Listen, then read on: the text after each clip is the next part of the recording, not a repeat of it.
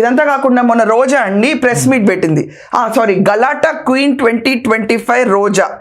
So రోజా press meet పెట్టి ఏమన్నారంటే, చంద్రబాబు నాయుడు గారు బయటకు వెళ్తా P4 అప్పుడు బాబు నూరా పిల్ల నూరా అని చెప్పి వేసుకెళ్ళారు, అక్కడ ఎవ్వరు లేరు, కూర్చున్నాడు వెళ్ళిపోతారండి. రోజా ఒక్క నిమిషం ఈ వీడియో చూడు. ముందు డైరెక్ట్ డబ్బులు పంచిపెట్టింది మీరు, డబ్బులు పంచిపెట్టి తీసుకెళ్ళింది మీరు. ఒక శవ రాజకీయం చేయడానికి కూడా డబ్బులు పంచిపెట్టుకోవాల్సిన పరిస్థితి ఉంది మీకు, అది కూడా రాయలసీమలో. అంటే ఎక్కడ ఉంటుంది ఇంకా? తీసుకెళ్లి మళ్ళీ సెక్యూరిటీ ఫెయిల్యూర్ అని గవర్నమెంట్ మీద బురద వేయటం.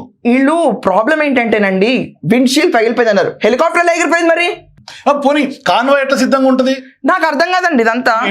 కాన్వాయ్ అసలు ఎట్లా జరుగుతుంది జగన్? నీకే అన్ని ఇంత వెరైటీగా కాన్వాయ్ పోనీ తెచ్చుకున్నాడు, వదిలేయండి, ప్రిపేర్ అయ్యి వచ్చాడు తెచ్చుకున్నాడు, అసలు నీకు హెలికాప్టర్లో ఎగిరింది.